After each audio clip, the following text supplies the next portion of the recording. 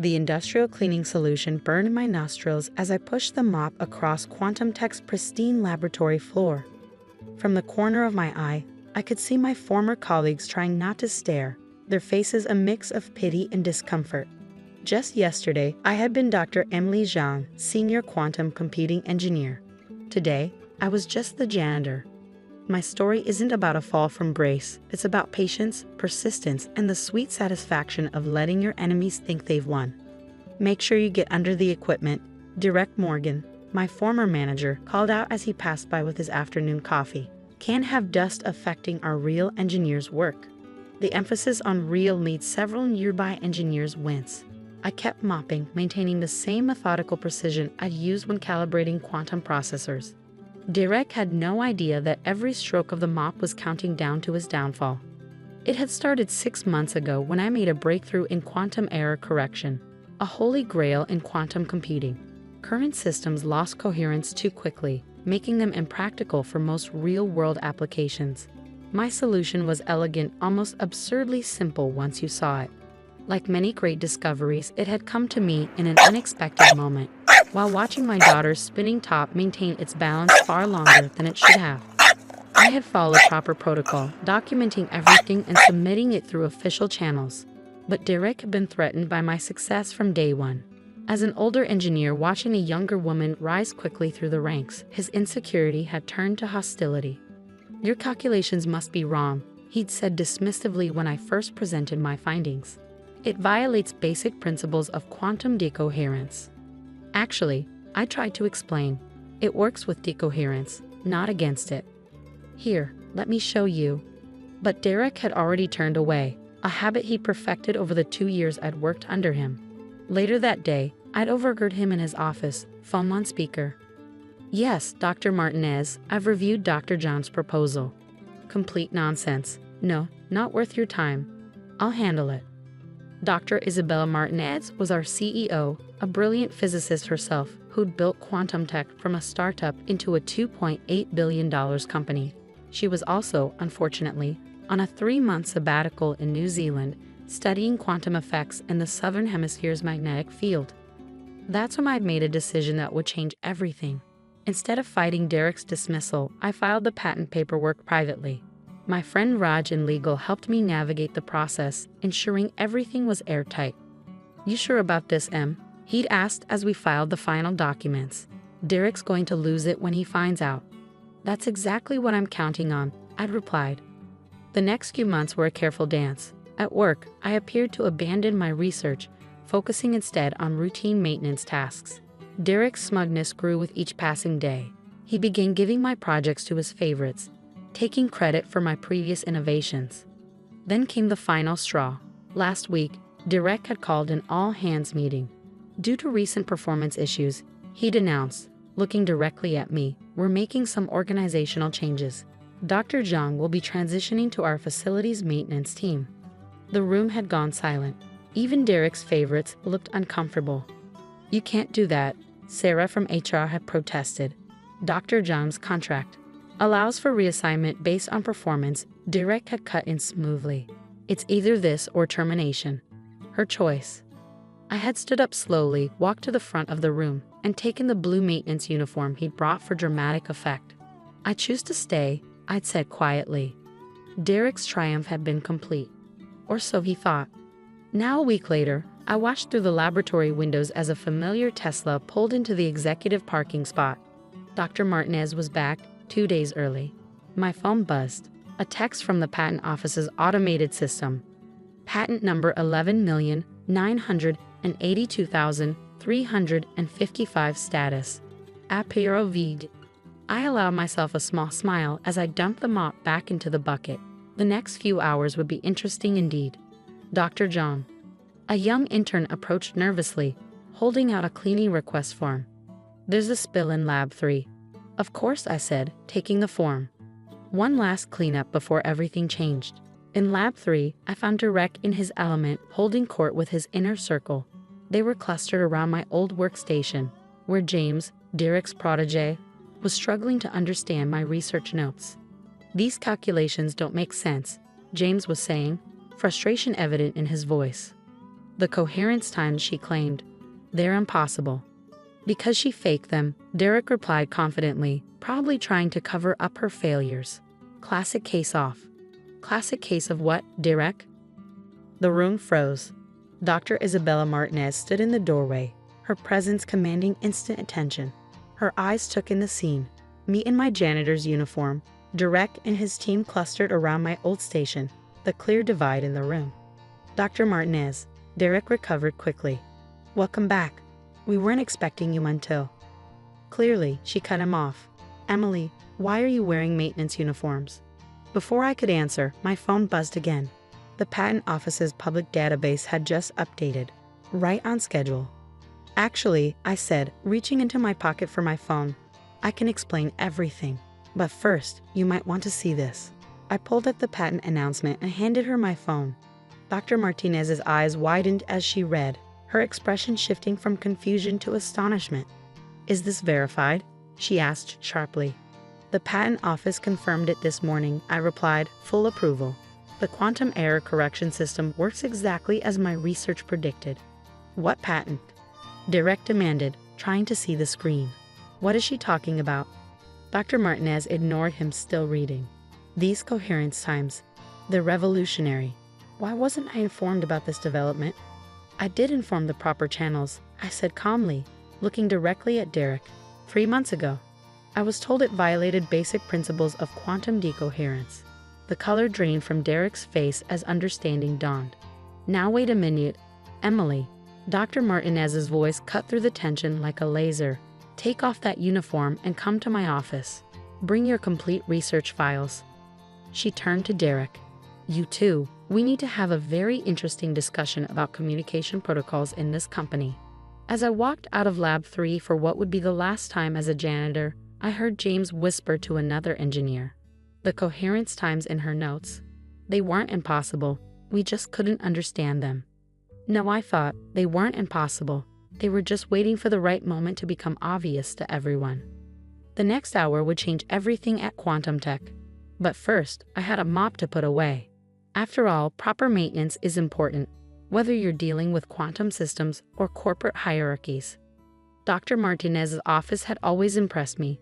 Floor-to-ceiling windows overlooking Silicon Valley, walls lined with her physics awards and patents. But today, sitting across from her desk in my maintenance uniform, while Derek squirmed in the chair beside me, it felt like a courtroom. Let me make sure I understand this correctly, Dr. Martinez said, scrolling through my research files on her dual monitors. You developed a quantum error correction system that maintains coherence up to 300 times longer than our current best technology. Yes, I replied, by using environmental decoherence as part of the correction mechanism rather than fighting against it. That's impossible, Derek interjected. The mathematical models clearly show. The mathematics is sound. Dr. Martinez cut him off. I'm looking at it right now.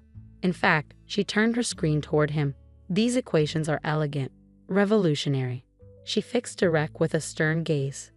So why was this project killed? Derek's confidence wavered.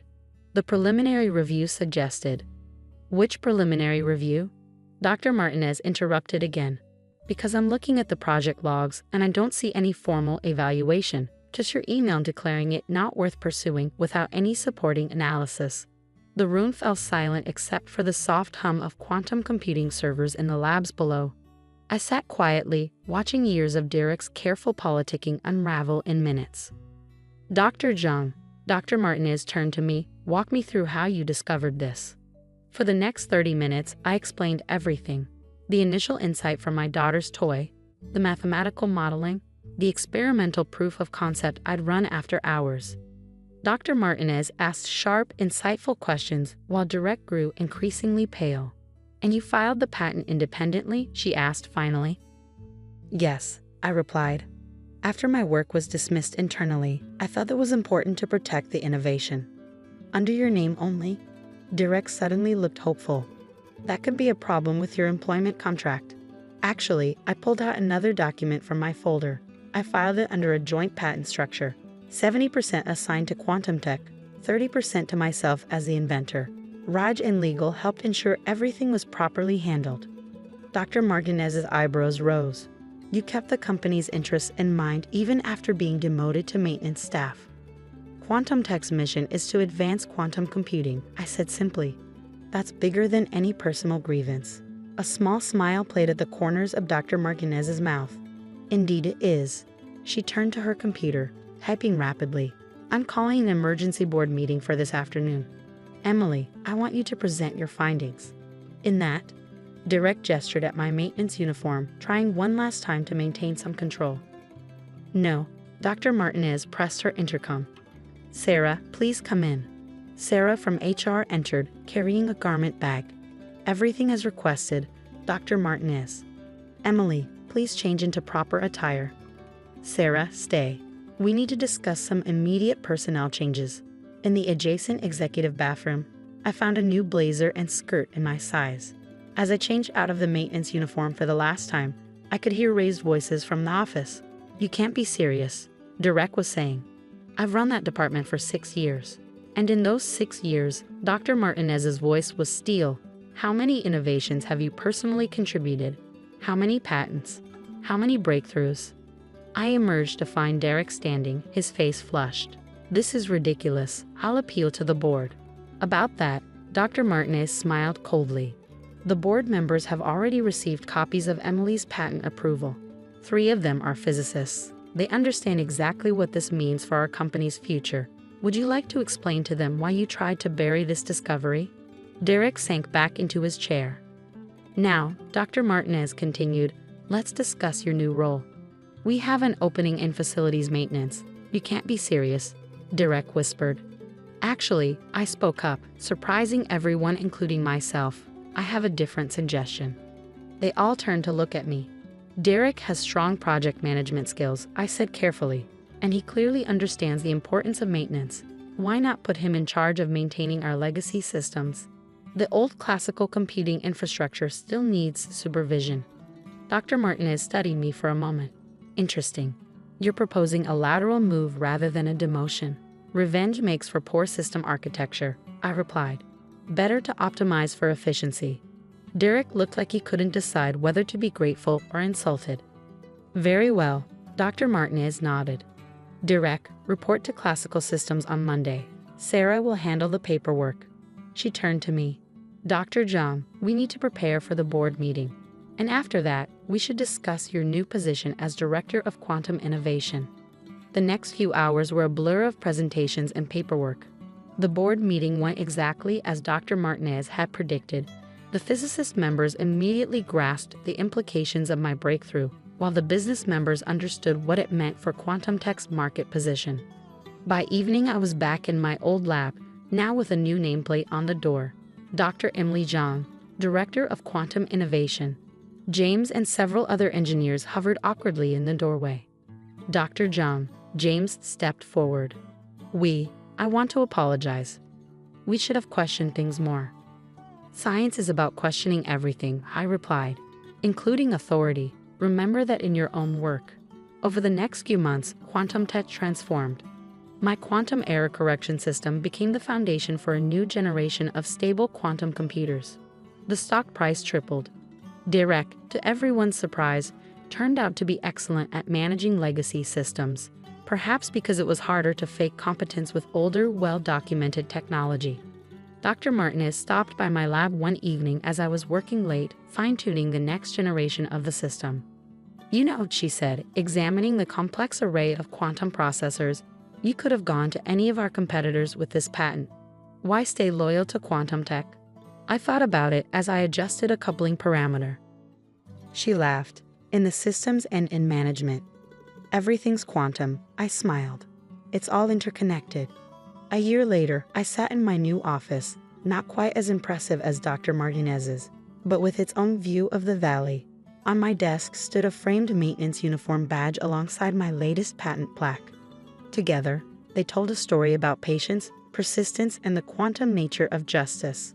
My daughter's spinning top sat in a place of honor, a reminder that inspiration comes from unexpected places and that sometimes the best way to stay balanced is to keep moving forward. The quantum computing industry had been transformed. Our error correction system was becoming the standard, licensed by competitors who couldn't afford to fall behind.